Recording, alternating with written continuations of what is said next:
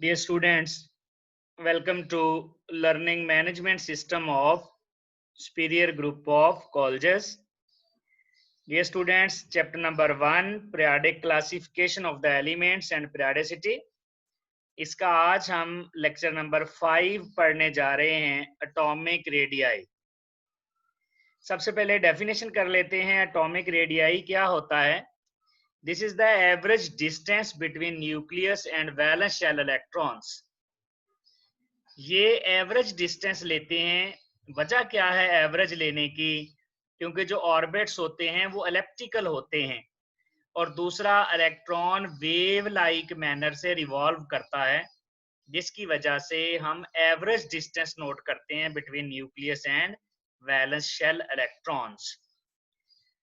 अब इसमें अगर आप ये हमारे पास न्यूक्लियस है, सेंटर से ये एवरेज डिस्टेंस है। Average distance between the nucleus and valence shell electron is called radius. Centre से जो न्यूक्लियस है वहां से लेकर वैलेंस शेल के इलेक्ट्रॉन तक जो एवरेज डिस्टेंस होगा that is called atomic radius. अब एटॉमिक रेडियाई जो है उसको मेजर करना डायरेक्टली बहुत मुश्किल है। Size of the atom can not be measure directly. वजह क्या है? Size of the atom directly measure क्यों नहीं कर सकते? इसलिए कि ऑर्बिट्स एलिप्टिकल होते हैं और जो इलेक्ट्रॉन होते हैं वो वेव लाइक मैनर से रिवॉल्व कर रहे होते हैं, जिसकी वजह से एटम जो है उसकी कोई डेफिनेट बाउंड्री नहीं होती है, इसलिए उसका साइज डिटरमिन करना मुश्किल काम है। Number 2, atoms can not be seen even with powerful optical microscope. इतने छोटे होते हैं कि आप पावरफुल ऑप्टिकल माइक्रोस्कोप से भी नहीं देख सकते, लेकिन हमारे पास कुछ टेक्निक्स हैं जिनके जरिए हम डिस्टेंस नोट कर सकते हैं between nucleus and valence shell electron, जैसा कि एक टेक्निक है XRD और इसके अलावा कुछ स्पेक्ट्रोस्कोपिक टेक्निक्स और भी हैं। नेक्स्ट है फैक्टर्स। एटॉमिक रेडियस को कौन से फैक्टर अफेक्ट करते हैं? नंबर 1 है हमारे पास इफेक्टिव न्यूक्लियर चार्ज, नंबर 2 पे शील्डिंग इफेक्ट और नंबर 3 पे number of shells. Effective nuclear charge जितना ज्यादा होगा इसका मतलब है न्यूक्लियस की पुल उतनी ज्यादा होगी। इसका मतलब है वैलेंस शेल पर इलेक्ट्रॉन का उतना ही ज्यादा, न्यूक्लियस का उतना ही ज्यादा इफेक्ट होगा। न्यूक्लियस उनको अपनी तरफ खींच के रखेगा और साइज स्मॉल हो जाएगा। यानी इफेक्टिव न्यूक्लियर चार्ज जितना ज्यादा होगा साइज उतना ही कम होगा।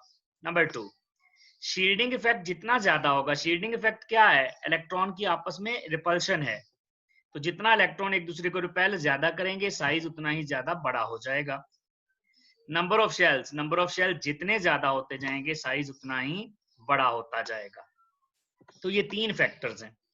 अब अगर हम इनको पीरियड्स और ग्रुप्स में चेक करें तो ग्रुप्स में इफेक्टिव न्यूक्लियर चार्ज ग्रुप में कम होता है, शील्डिंग इफेक्ट और number of shells. Effective nuclear charge groups में थोड़ा होता है। क्यों? क्योंकि न्यूक्लियस से वैलेंस शेल इलेक्ट्रॉन का डिस्टेंस बढ़ जाता है, दरमियान में बहुत ज्यादा इलेक्ट्रॉन आ जाते हैं, जिसकी वजह से न्यूक्लियस इफेक्टिवली वैलेंस शेल के इलेक्ट्रॉन को अट्रैक्ट नहीं कर सकता। तो जैसे जैसे डाउन दी ग्रुप जाएंगे इफेक्टिव न्यूक्लियर चार्ज कम होता जाएगा, जिसकी वजह से साइज बड़ा होता जाएगा, क्योंकि न्यूक्लियस प्रॉपर अट्रैक्ट नहीं कर पा रहा। Shielding effect, shielding effect group में जाते हुए ज्यादा होता है। क्यों? क्योंकि इलेक्ट्रॉन ज्यादा हो रहे होते हैं। जितने ज्यादा शेल बढ़ेंगे उतने ज्यादा इलेक्ट्रॉनिक रिपल्शंस होंगी, इलेक्ट्रॉन ज्यादा होंगे, इलेक्ट्रॉन ज्यादा होंगे तो रिपल्शन ज्यादा होंगी, रिपल्शन ज्यादा होंगी तो शील्डिंग इफेक्ट ज्यादा होगा, शील्डिंग इफेक्ट ज्यादा होगा तो साइज बड़ा हो जाएगा। इसी तरह नंबर ऑफ शेल्स, जितने शेल ज्यादा होंगे साइज उतना ही बड़ा हो जाएगा। अगर हम पीरियड्स में देखें तो पीरियड्स में effective nuclear charge, number of shells और शील्डिंग इफेक्ट। सबसे पहले इफेक्टिव न्यूक्लियर चार्ज। पीरियड्स में इफेक्टिव न्यूक्लियर चार्ज ज्यादा होता है, जिसकी वजह से साइज छोटा हो जाता है, जबकि शील्डिंग इफेक्ट और नंबर ऑफ शेल्स चेंज नहीं होते, ये कांस्टेंट रहते हैं।